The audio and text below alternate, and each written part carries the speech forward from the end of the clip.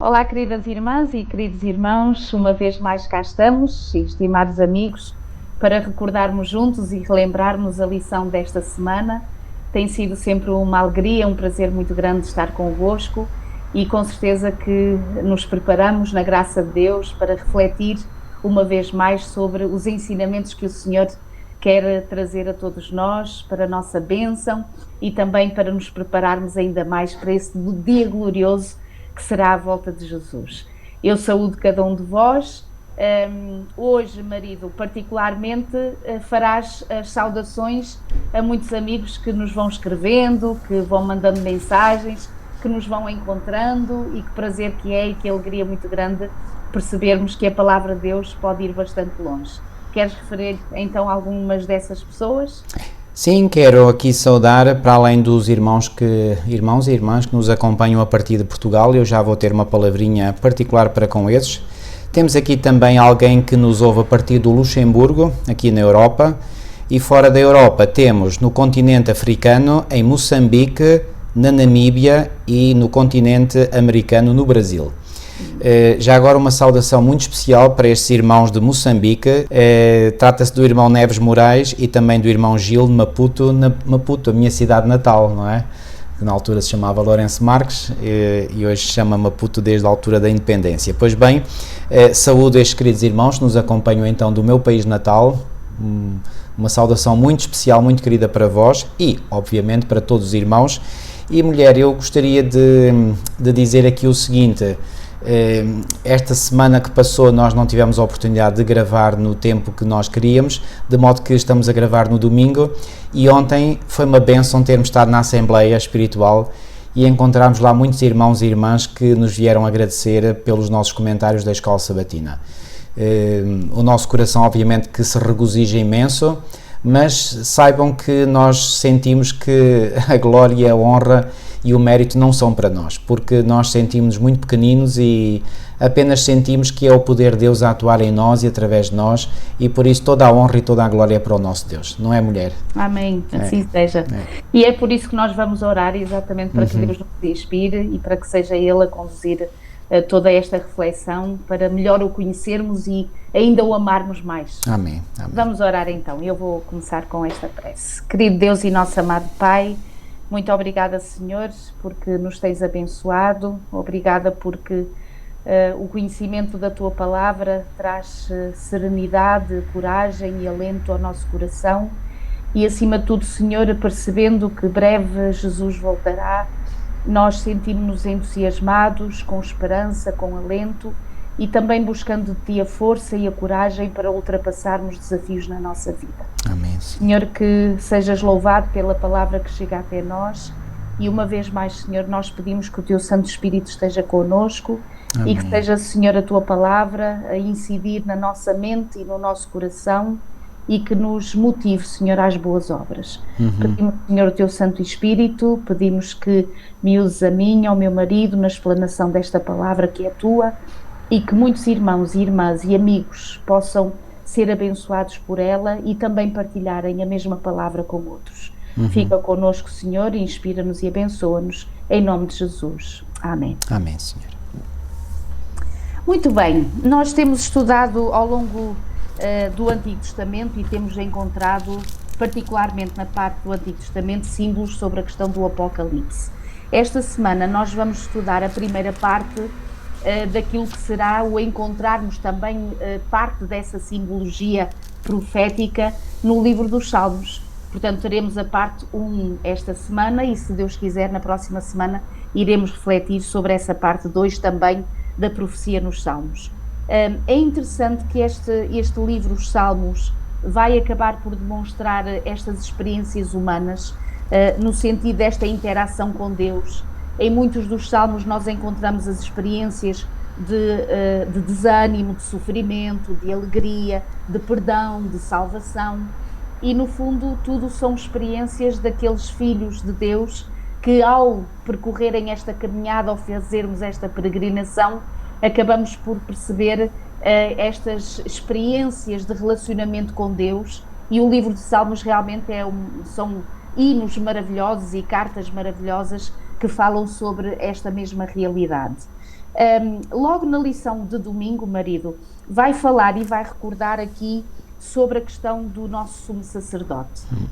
É uma realidade para aqueles que estudam a palavra que não é nada de desconhecido, portanto nós conhecemos este papel funcional, não é, da pessoa do Senhor Jesus Cristo, mas já agora, tanto no livro de Hebreus como a questão de depois irmos buscar imagens ao próprio livro de Apocalipse, se puderes, por favor, então, referir esta questão do sumo sacerdócio do Senhor Jesus Cristo.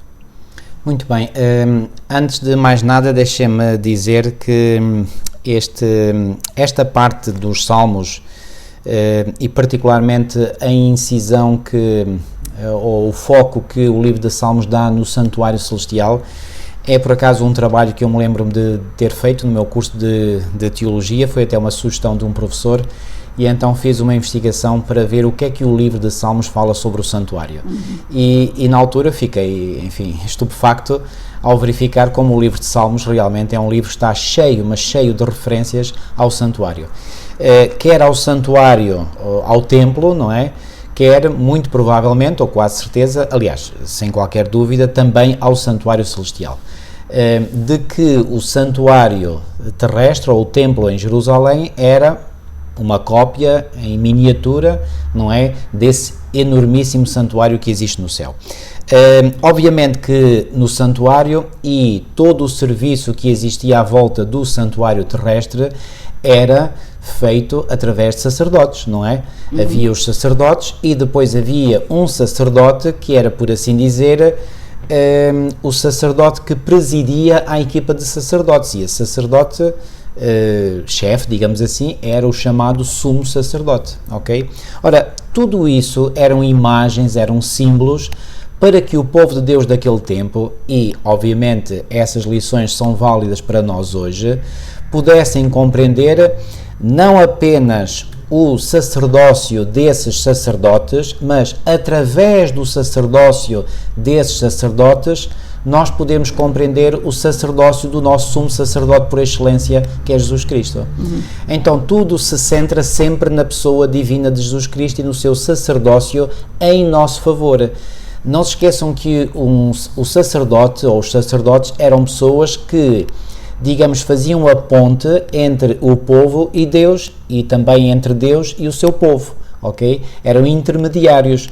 Ora, nós sabemos que quando nós entramos no período do Novo Testamento, nós não vamos mais necessitar de intermediários humanos, nós podemos, pela fé, ir diretamente ao nosso sumo sacerdote, que é Jesus Cristo, e recorrer a ele em nosso favor, obviamente. Eu gostaria de ler aqui esta passagem, Milu, se me permites, de Hebreus 9, 11 a 15, onde Paulo diz o seguinte: mas vindo Cristo, o sumo sacerdote, aqui Paulo não poderia ser mais claro ao chamar, portanto, a Cristo o sumo sacerdote. Vindo Cristo, o sumo sacerdote dos bens futuros, por um maior e mais perfeito tabernáculo, não feito por mãos, isto é, não desta criação. A que tabernáculo é que Paulo aqui se refere? Obviamente ao tabernáculo que serviu de modelo para o tabernáculo terrestre. E esse tabernáculo é, obviamente, o tabernáculo que está nos céus, que um pouco mais atrás Paulo já tinha dito, portanto, que não foi fundado pelo homem, mas sim pelo Senhor. Por exemplo, em Hebreus 8.2, que diz assim: ministro do santuário e do verdadeiro tabernáculo, o qual o Senhor fundou e não o homem, ok? Então, voltando então aqui àquilo que Paulo diz aqui em Hebreus 9, ele diz, versículo 12, nem por sangue de bodes e bezerros, mas pelo seu próprio sangue entrou uma vez no santuário, havendo efetuado uma eterna redenção. Porque se o sangue dos touros e bodes e a cinza de uma novilha esparzida sobre os imundos os santifica, quanto à purificação da carne, quanto mais o sangue de Cristo, que pelo Espírito Eterno se ofereceu a si mesmo imaculado a Deus, purificará as vossas consciências das obras mortas para servires ao Deus vivo. E por isso é mediador de um novo testamento, para que, intervindo a morte, para a remissão das transgressões que havia debaixo do primeiro testamento, os chamados recebam a promessa da herança eterna.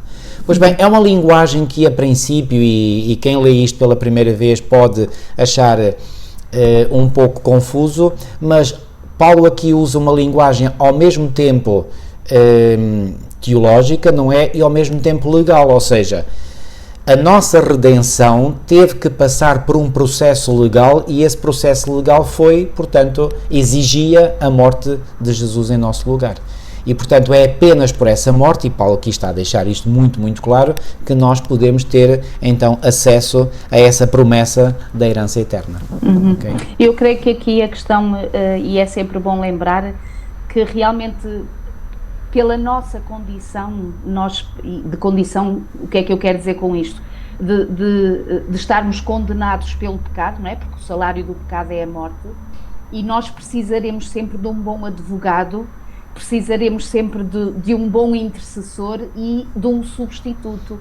E no fundo este ministério do sumo sacerdócio de Cristo Jesus vai exatamente refletir esta atividade da divindade, não é? Em nosso favor, em favor da humanidade, para que nós tenhamos esperança, não é? Para que nós tenhamos um futuro e uma esperança, não é? Isso. Porque não fosse este ministério de Cristo Jesus, e nós realmente não tínhamos como obter a salvação.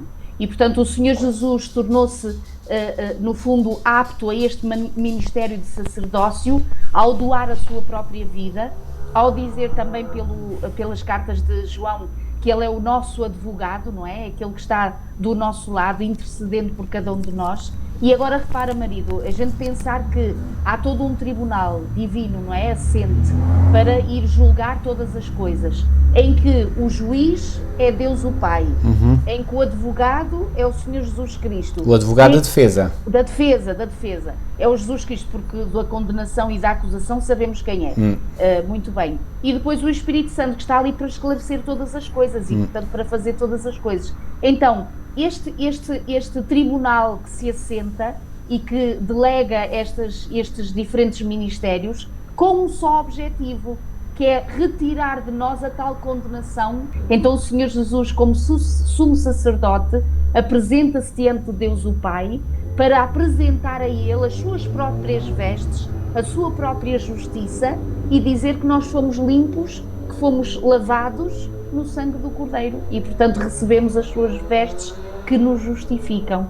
Então é esta realidade de compreendermos que realmente todo o universo divino está interessado na nossa salvação e está a fazer tudo para a nossa salvação. Eu acho que é uma bênção muito grande ao conhecermos isto, que nos liberta de muitos pesos, de muitos fardos, de muitas coisas más que o inimigo quer trazer sobre a nossa vida, e que nós podemos ser libertos em Cristo Jesus. Sabes, mulher, um dos textos que eu mais prefiro em toda a Bíblia, há vários, mas um dos textos cruciais é o texto de Romanos 8.1. E Romanos 8.1 diz: agora, pois, já nenhuma condenação há, mas para quem? Para os que estão em Cristo Jesus, que não são guiados pela carne, mas guiados pelo Espírito. Então, reparem, todo o objetivo, como tu disseste muito bem, todo o objetivo, todo o empenho, toda a dedicação, toda a força, todo o poder, toda a sabedoria de Deus são postos num único objetivo: salvar a humanidade. Isto é algo grandiosíssimo. E se nós parássemos às vezes um bocadinho mais para pensar nesta realidade magnificente, certamente que nós, nos prostraríamos em adoração ainda maior diante de Deus, porque realmente Ele tem feito tudo e continua a fazer tudo para a nossa salvação. Ninguém se perderá por falta de Deus.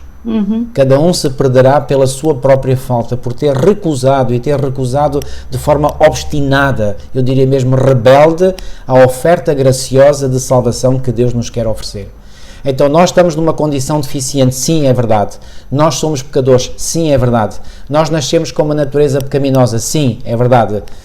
O que não é o mesmo de dizer que nascemos pecadores. Nós nascemos com uma natureza pecaminosa que mais cedo ou mais tarde nos levará a cair em pecado. Portanto, nós por nós mesmos não temos qualquer hipótese de herdar a vida eterna, nenhuma mesmo. Mas pela graça, pela misericórdia, pelo empenho total que Deus colocou, nós temos acesso à vida eterna. Isto é um pensamento que nos deveria servir de âncora à nossa alma. Nos momentos mais atribulados da nossa vida, nos momentos mais angustiantes, nós sabermos que o Rei dos Reis e Senhor dos Senhores está do nosso lado. Que Ele tudo fez e tudo fará para a nossa salvação. E, portanto, nós temos que, de certo modo, honrar ao Senhor, não permitindo que o inimigo nos leve a ter pensamentos de desânimo e a nos sentirmos frustrados, porque o Senhor quer fazer tudo e compromete-se totalmente a fazer tudo para a nossa salvação. Então que nós possamos fazer o mínimo, porque a nossa parte na salvação é quase mínima, não é? Portanto, é nós nos deixarmos conduzir pelo Espírito, mas para isso tem que haver o exercício da vontade, não é? Eu tenho que exercer vontade para que realmente Deus possa operar em mim. Sem esse consentimento, Deus não sente que não tem legitimidade para trabalhar em mim, ok? Mulher, penso que podemos avançar. Sim, aqui na lição de segunda-feira, se calhar antes de entrarmos na questão das características daqueles que vão morar no Monte Sião, talvez dar aqui apenas uma explicação histórica desta questão do que é o Monte Sião, o Monte Moriá, o que é que aí aconteceu, que às vezes as pessoas confundem um bocadinho que monte é este, em que localidade se encontra e alguns dos grandes eventos que aí aconteceram ou que aí foram instituídos. Se puderes fazer resumidamente esse ponto histórico, seria importante. Então, respondendo à questão que colocaste sobre o Monte Sião original situava-se, como é aqui dito na lição de segunda, a oeste da atual cidade velha de Jerusalém, e era considerado a sede do trono ou da presença de Deus entre o seu povo. Com o tempo, o Monte do Templo, localizado no Monte Moriá, passou a ser identificado também como o Monte de Sião, ou com o Monte de Sião, ok? Por outras palavras, esta importante representação do remanescente de Deus dos últimos dias é apresentada em linguagem de santuário. Portanto, o santuário é algo que está omnipresente na vida do povo de Deus, não é? Quer do Antigo Testamento, quer do Novo Testamento. E deixem-me dizer-vos, e para aqueles que possam não saber, se há doutrina que nós, adventistas do sétimo dia, temos, que não é partilhada com nenhuma outra denominação cristã, é a doutrina do ministério de Jesus Cristo no Santuário Celestial. Nenhuma outra denominação cristã tem essa compreensão. Então podemos dizer que a compreensão que nós, pela graça de Deus e com a iluminação da sua palavra, temos do ministério de Jesus Cristo no Santuário Celestial está no centro da teologia adventista. Assim como o santuário terrestre estava no centro da vida religiosa do povo de Israel. Estão a ver? Portanto, estamos aqui a tocar na essência mesmo, portanto, do plano da salvação e da profecia, que a profecia é apenas, digamos, indicações que nos apresentam atualmente desdobramentos desse plano de salvação. Okay? Eu acho interessante e, aliás, muito solene esta questão do Salmo 15 e o 24, em que faz esta pergunta: quem morará no teu santo monte? Ou seja, onde Deus está presente, não podemos ir de qualquer forma, nem podemos estar de qualquer forma. E o Senhor aqui, através de um dos salmos, vários salmos de Davi, acaba por interpelar cada um de nós àquilo que tem que existir na nossa vida, ou a forma como nos devemos apresentar diante do Senhor. E repara, várias coisas, aquele que vive com integridade, portanto, tanto no Salmo 15 como no Salmo 24, aquele que vive com integridade, aquele que pratica a justiça, aquele que de coração fala a verdade, aquele que não difama, não faz mal ao próximo, que não lança injúria, que despreza aquele que é mau, o malvado, e depois diz aquele que é limpo de mãos e de coração, que não aceita suborno, que não entrega a sua alma à falsidade, que não jura dolosamente, etc, etc, etc. Quando nós vemos estas referências e estas características, não é, daqueles que verdadeiramente morarão no Monte Sião, é como o autor aqui diz, a descrição daqueles a quem é permitido estar na presença de Deus, que encontramos exatamente nestes salmos. Nós questionamos, mas quem é que de nós pode dizer honestamente que andou sempre corretamente? E que realmente tem todas estas características e que, como ele diz aqui, ou que falou sempre a verdade no seu coração, que nenhum de nós pode dizer que nunca será abalado. Se dissermos que nunca pecamos, nós estamos a ensinar uma coisa que não é bíblica, porque o Senhor diz que todos pecamos e destituídos estamos da graça de Deus. Ora bem. Então qual é a conclusão a que chegamos? O podermos estar na presença de Deus, nesta questão, como diz, quem é que vai morar no santo monte de Sião, como estar na presença do Senhor, é como diz aqui, não podemos chegar a outra conclusão que não seja de que é o Cordeiro que nos permite estar em Sião. Ou seja, é pelos méritos de Jesus, pelos méritos deste Cordeiro que se entregou e que morreu por cada um de nós, que nós temos legitimidade, porque fomos justificados pelo sangue do Cordeiro, de virmos à presença do Senhor. Porque é verdade, quando nós aceitamos Jesus, há uma contrição de coração, há uma conversão, e esforçamos todos os dias para viver de acordo com a vontade do Senhor.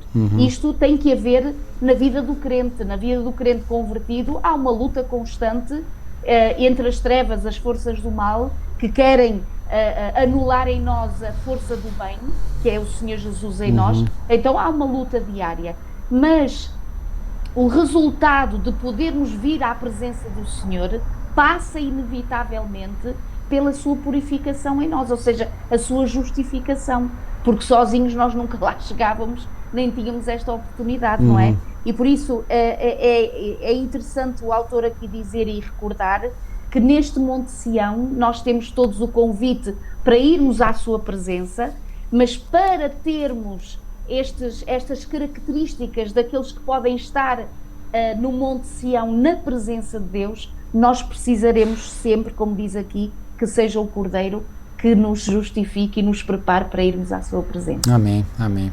E quando nós vamos à presença do Cordeiro e Ele nos justifica, Ele não apenas nos justifica, Ele faz uma outra coisa maravilhosa, Ele coloca a lei no nosso coração. Exato. E portanto, a sequência aqui da lição é completamente lógica, não é? Na lição de terça-feira, quando o autor fala aqui na lei do nosso coração, e realmente essa lei precisa de estar implantada no nosso coração. E nós precisamos diariamente, queridos, de pedir ao Senhor que coloque a sua lei no nosso coração, que nos cubra com o seu manto de justiça, não é? Que é a única justiça perfeita à qual temos acesso, não é? As nossas justiças, como disse o profeta, e muito bem, são como trapos de imundícia, não é? Portanto, nós necessitamos do Senhor justiça nossa e precisamos que Ele implante no nosso coração a sua lei para nós não pecarmos contra Ele. E aqui, para além de falar da lei, fala também do nome de Deus. Ora, esse nome, nós sabemos que o nome, e sobretudo na Bíblia, os nomes são um reflexo do caráter da pessoa. Então o nome de Deus é, digamos, uma cópia, ou é uma fotografia, digamos assim, do seu caráter. Então quando diz, por exemplo, em Apocalipse, no capítulo 14, falando dos 144 mil, e podemos já com isto adiantar um bocadinho para a lição de quarta-feira, quando diz lá que eles têm o nome de Deus e do Cordeiro nas suas testas, pois bem, não é uma inscrição visível, mas é assim a implantação do caráter de Deus na mente e aqui na testa, porque é atrás da testa que está o lóbulo frontal, e o lóbulo frontal é hoje sabido que é a sede da nossa inteligência, das nossas capacidades cognitivas.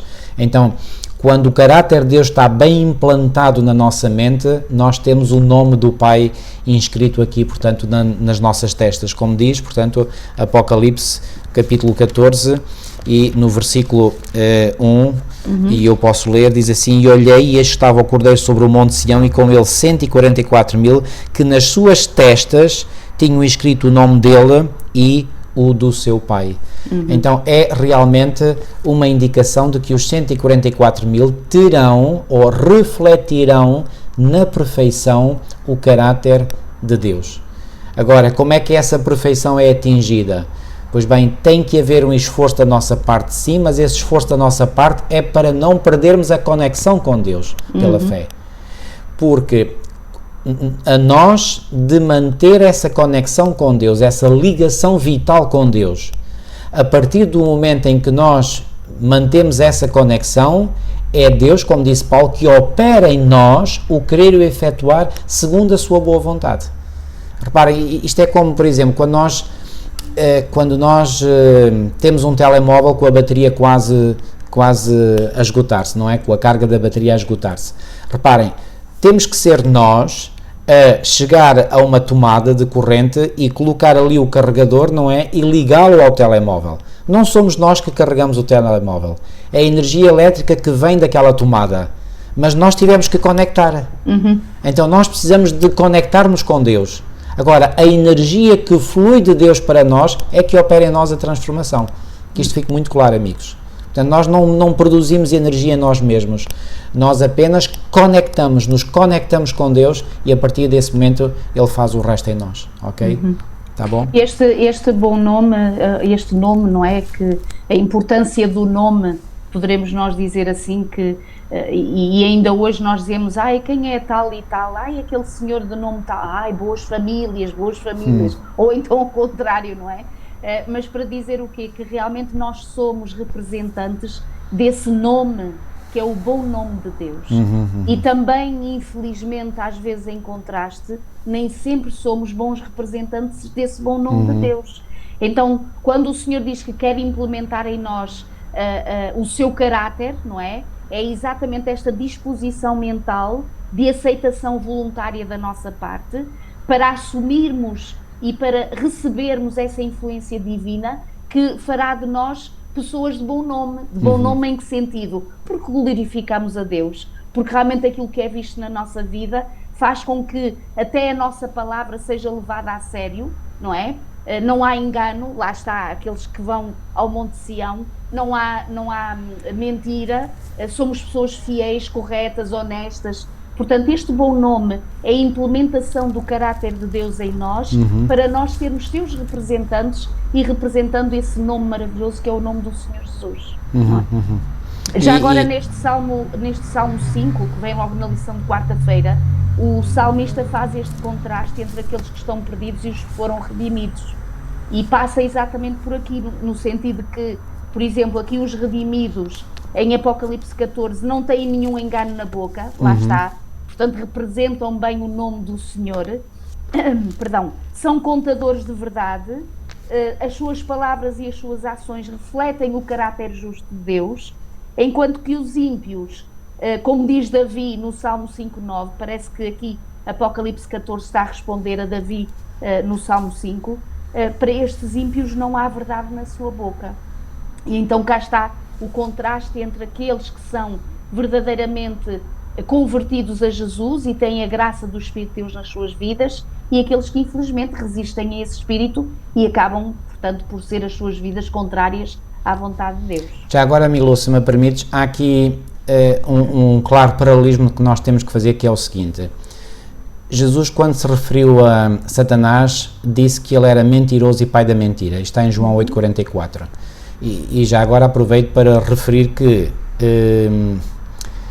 ao contrário do que alguns cristãos infelizmente dizem, não é? Enfim,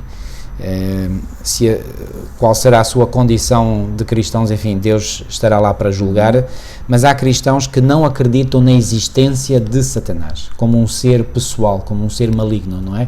Pois bem, Jesus, ao referir-se a Satanás, deixou claramente claro, desculpem-me o pleonasmo, que realmente Satanás é um ser real, que existe mesmo, não é? E apelidou de homicida e de mentiroso e pai da mentira. Ora, se aqueles que estão em Cristo não proferem mentira, não há mentira na sua boca, o que é que se quer dizer? Que eles se afastaram por completo do caráter de Satanás. E se uniram completamente a Cristo, que é a verdade personificada. Não disse Jesus em João 14,6, eu sou o caminho, a verdade e a vida? Então reparem, neste grande conflito entre o bem e o mal, é essencialmente um conflito na prática entre a verdade e a mentira. Portanto, todos aqueles que se identificam com a mentira, que praticam a mentira, que gostam da mentira, estão a ser guiados, quer queiram, quer não, quer tenham consciência disso ou não, estão a ser guiados pelo mentiroso e pai da mentira.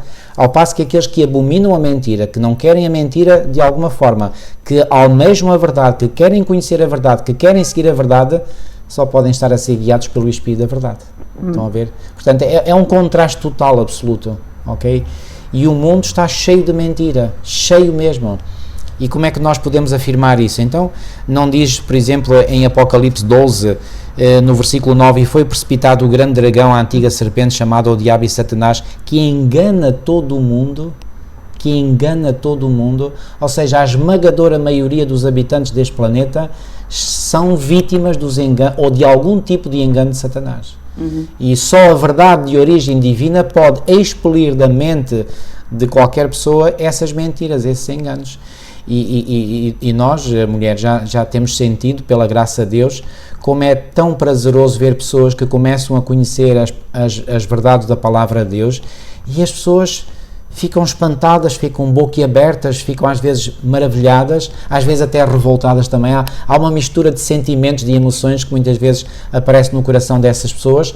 Por um lado, de alegria por estarem a descobrir verdades que até ali não conheciam, e por outro lado, de indignação por terem andado enganados aquele tempo todo, até aquele momento, não é?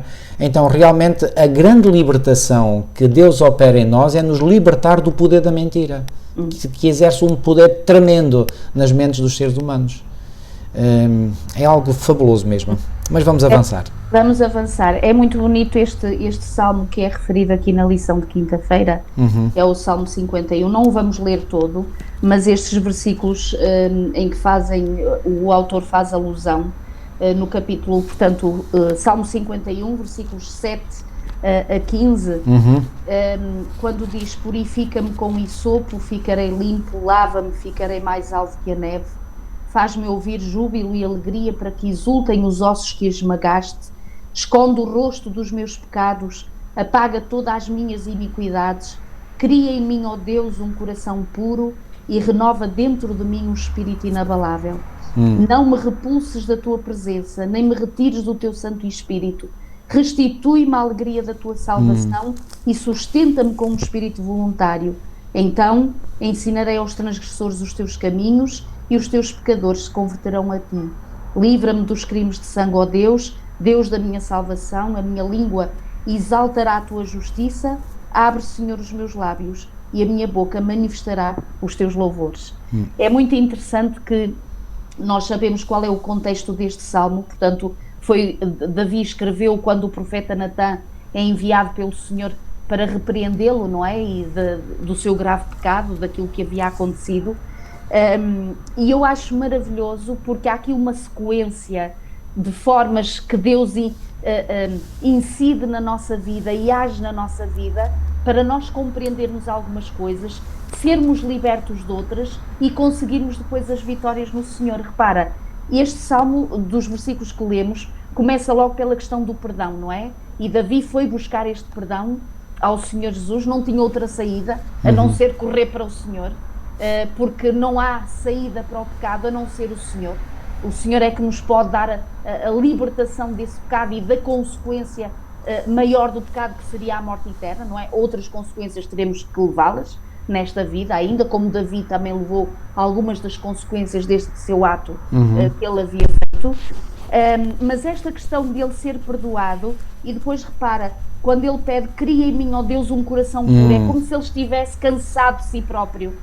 Ele não queria mais pecar contra o Senhor, ele não queria ter mais atitudes pecadoras e que desonrassem o Senhor e que atentasse contra o seu próximo, não é? Como foi a questão aqui também que havia acontecido. Ou seja, ele não apenas queria sentir o alívio que resulta do perdão dos pecados, ele queria um coração novo para não voltar a pecar. Exatamente. Porque ele não queria voltar à experiência de onde tinha saído, pela graça de Deus. Queria ter uma novidade de vida, a tal novidade de vida diferente. E depois, quando ele diz aqui: Senhor, não me repulses da tua presença, Davi tinha sentido o que é, perdoe-me a repetição, sentir-se longe de Deus. Porque o pecado leva-nos para longe de Deus. E aqui Davi está a suplicar ao Senhor que ele não o repulse da sua presença. Era como que ele dissesse: eu não quero pecar mais, quero ficar sempre junto de ti, quero ficar sempre do teu lado, e não me retires o teu Santo Espírito.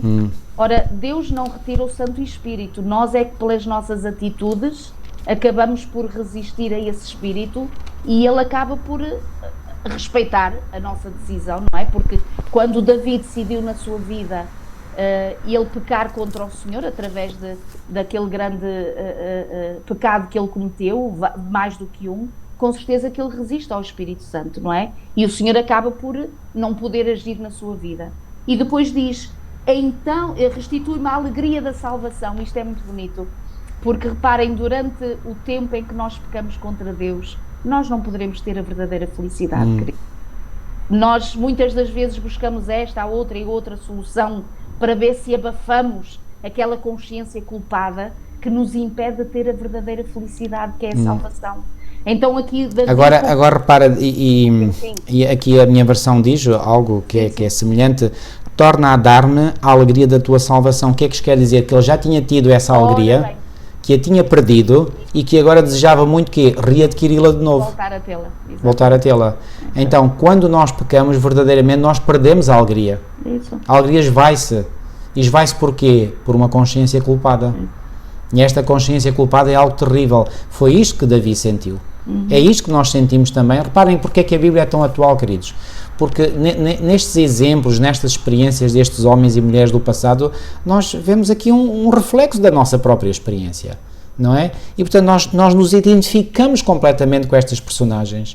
Claro, não nos identificamos em tudo, não é? Mas há muitas coisas com as quais nos identificamos e estas experiências estão aqui relatadas, ficaram aqui registadas precisamente para alento, para encorajamento do povo de Deus hoje. Para que nós possamos sentir que apesar das nossas quedas, apesar das nossas falhas, apesar de até podermos ter tido quedas tão graves como aquela que Davi teve, não é?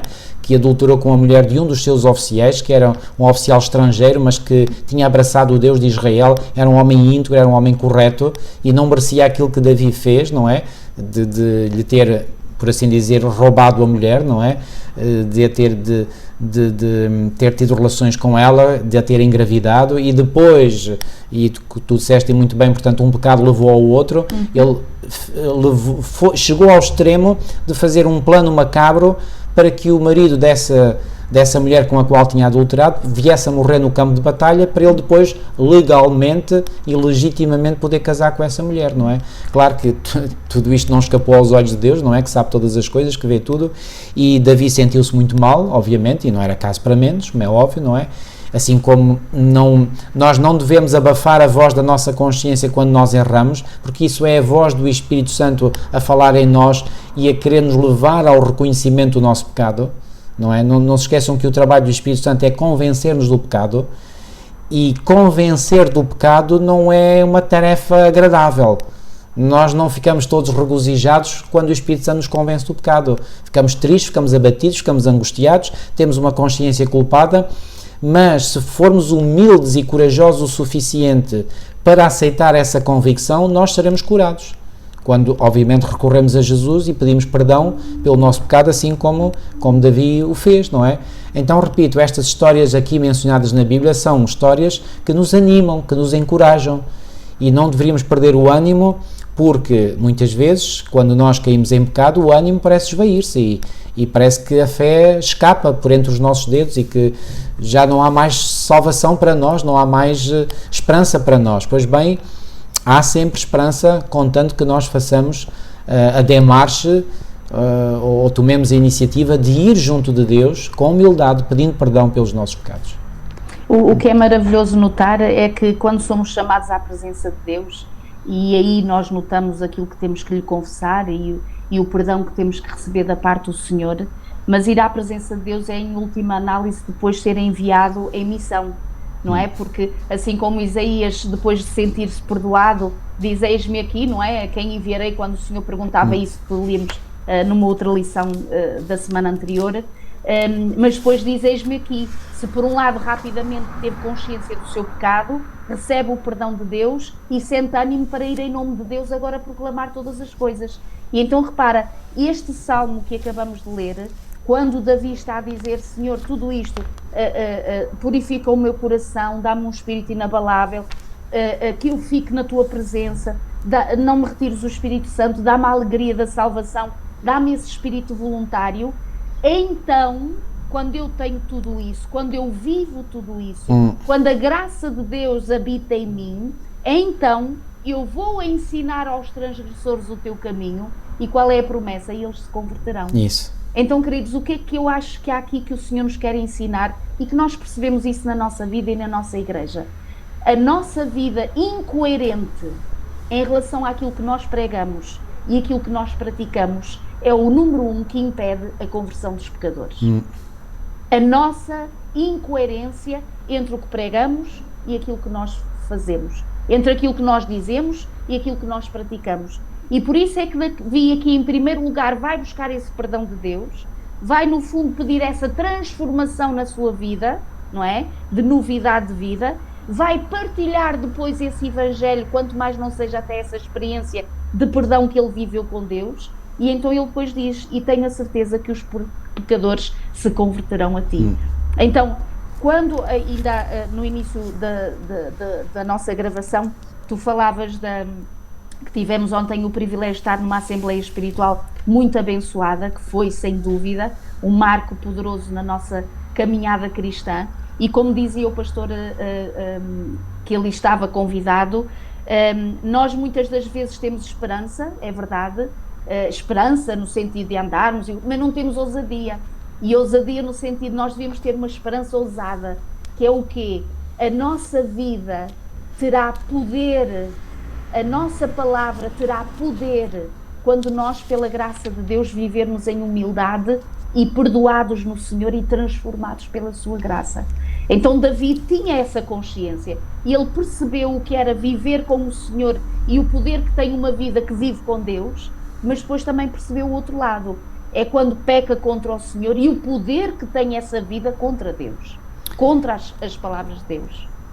Sabes, Milo, eu estava a pensar aqui se deveria dizer isto ou não, mas vou dizer que é o seguinte, tu enfatizaste muito bem esta afirmação do salmista Davi, quando ele diz, e eu vou ler mais uma vez aqui, portanto, no Salmo 51, quando ele diz aqui que quando ele sentir, digamos, de novo essa alegria da salvação, versículo 12, torna a dar-me a alegria da tua salvação e sustém-me com o espírito voluntário, então, portanto, a consequência, ensinarei aos transgressores os teus caminhos e os pecadores a ti se converterão. Que caminhos são estes que nós ensinamos? São os caminhos da graça e da misericórdia de Deus e do perdão de Deus. Eu temo que muitas vezes nós não temos maior impacto junto das pessoas. Eu não quero ofender ninguém, mas não quero mesmo, e Deus é a minha testemunha. Mas eu temo que muitas vezes o nosso testemunho não tem grande impacto porque nós queremos apresentar-nos diante dos outros como sendo as pessoas mais puras, santas e perfeitas. Reparem, até podemos ser e devemos sê-lo pela graça e pelo poder do Senhor a habitar em nós. Mas nunca nos devemos esquecer e nunca devemos ocultar diante dos outros que aquilo que nós somos pela graça de Deus. Amém. Ou seja, nós devemos nos apresentar-nos como pessoas que, se as outras pessoas olham para nós e nos veem como boas pessoas, pessoas amáveis, pessoas corteses, pessoas educadas, pessoas sensíveis, amorosas, etc., que isso não é algo que provém de nós mesmos, que não é algo inerente a nós mesmos, mas que isso é o fruto da graça de Deus a trabalhar em nós, que nós éramos pecadores e que somos pecadores resgatados pela graça e pelo poder de Jesus Cristo. E não temos de ter receio de apresentar isto, irmãos. Se nós não fazemos isto, o nosso testemunho não tem qualquer impacto. Porquê? Porque as pessoas vão olhar para nós e vão dizer, olha, aqueles cristãos são arrogantes, são todos cheios de si, são senhores do seu nariz, acham que são os melhores. Não. Quando nós dizemos, e quando podemos até dar um testemunho, não precisamos entrar em detalhes, de onde é que o Senhor nos resgatou, aquilo que nós éramos e aquilo que nós somos hoje pela graça de Deus, então e as pessoas olharam para, ele já foi aquilo, e agora não é, houve uma grande mudança. Irmãos, aí nós vamos criar impacto nas pessoas. Porque as pessoas irão ver que nós não somos aquelas pessoas vaidosas, orgulhosas, cheias de si mesmo. Não, pelo contrário. Nós temos a plena consciência que somos uns miseráveis, uns desgraçados, entregues a nós mesmos. Mas que foi pela enorme graça do Senhor que nos transformou, que nos perdoou, que nós agora vamos com essa mesma graça com que fomos beneficiados, oferecer essa graça aos outros. E aí nós podemos ter impacto, e vamos certamente ter impacto, e os pecadores se irão converter. Agora, irmãos, não apresentemos aquilo que nós não somos. Nós somos pecadores resgatados pela graça do Senhor Jesus Cristo. É isto. E quando nós nos identificamos com as pessoas, quando nós tentamos ajudar as pessoas, quando nós dizemos assim, olha, eu reconheço que o meu amigo, a minha amiga está nessa luta, eu também já vivi uma luta idêntica. Pode não ter sido exatamente igual, mas reparem na essência, na dinâmica da tentação, é tudo igual. Um é tentado com o álcool, outro é tentado com o sexo, outro é tentado com as drogas. No fundo somos todos tentados. Então, se eu me apresento diante do outro e digo, mas eu também já passei por isso, Eu sei o que é isso e por vezes ainda sinto a força da tentação em mim, mas eu também sei que quando dobro os meus joelhos diante do Senhor e lhe peço desesperadamente que Ele me ajude, Ele vem ao meu encontro. Então nós aqui estamos a apresentar uma imagem correta de quem nós somos, que repito, não somos aqueles seres áureos, perfeitos, que nunca erraram, que nunca pecaram. Não! Somos pecadores miseráveis que fomos, repito, resgatados pela graça e pela misericórdia do Senhor. Então esta mesma graça que nos tocou, que nos resgatou, que nós agora vamos partilhar com os outros. E vamos partilhar com toda a convicção, com toda a ousadia. E tu falaste do pastor que ontem já gravei este texto na minha memória. Ele citou o texto de 2 Coríntios 3, versículo 12, diz assim: tendo pois tal esperança, usamos de muita ousadia no falar. Mas que ousadia é esta? É uma ousadia que está baseada, digamos, na nossa vaidade, naquilo que nós achamos que somos e que os outros não são? Não, esta ousadia é para falar das misericórdias e da graça e do poder de Deus que atuam em nós e que eu sei que podem também atuar na vida de outras pessoas. É isto, queridos, isto é tão simples. E nós às vezes complicamos tanto. E sabem, quando existe em nós a vontade de manifestarmos aos outros uma imagem que nós até no fundo sabemos que não é uma imagem verdadeira, que estamos a fazer teatro, irmãos, isso não tem impacto das pessoas. Não tem impacto. Nós devemos ser transparentes e reparem, não diz o mandamento, não dirás falso testemunho contra o teu próximo. Nós estaremos a induzir em erro as pessoas se queremos que elas olhem para nós como sendo pessoas que nunca erramos, somos os mais puros, os mais santos, os mais perfeitos. Volto a dizer, podemos ser tudo isso e devemos ser tudo isso pela graça e pelo poder do Senhor trabalhar em nós. Mas, diante dos outros, nós apresentamos sempre o contraste. Aquilo que nós éramos antes de ser resgatarmos pelo Senhor e aquilo que nós nos tornamos pela graça e pelo poder do Senhor. Então aí sim nós estamos a ensinar aos pecadores os caminhos do Senhor. E isso vai ter impacto na vida deles e pecadores se converterão.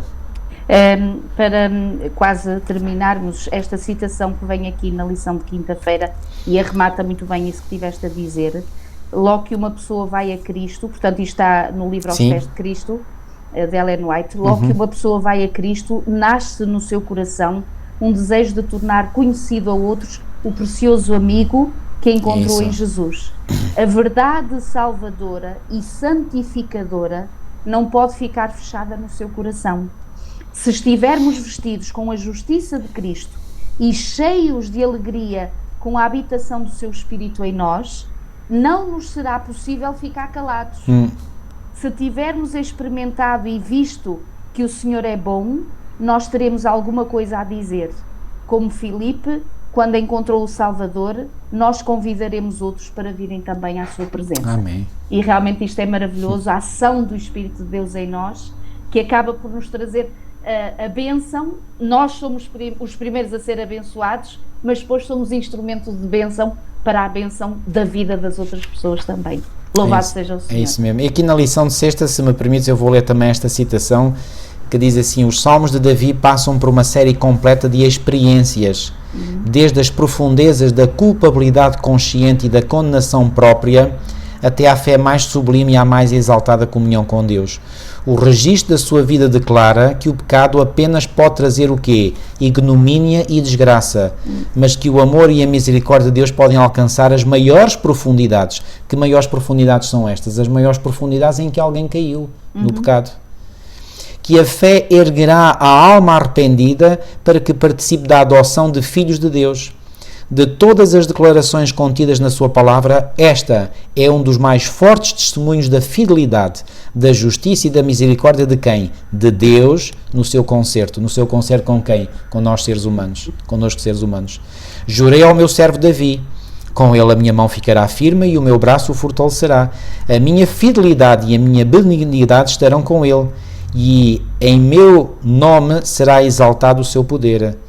E porei a sua mão no mar e a sua direita nos rios. Ele me invocará, dizendo: Tu és meu Pai, meu Deus e a rocha da minha salvação. Também por isso lhe darei o lugar de primogênito. Falo-ei mais elevado que os reis da terra. A minha benignidade lhe guardarei para sempre e o meu concerto lhe será firme. Aqui foi alguns excertos do Salmo 89 que Ellen White aqui cita no livro Patriarcas e Profetas. Portanto, amigos, Nós podemos cair realmente nas profundezas do pecado, mas o Senhor, que age a partir do seu santuário celestial, Ele está profundamente interessado, e isso o demonstrou através do envio do seu Filho para morrer uma morte ignominiosa em nosso favor.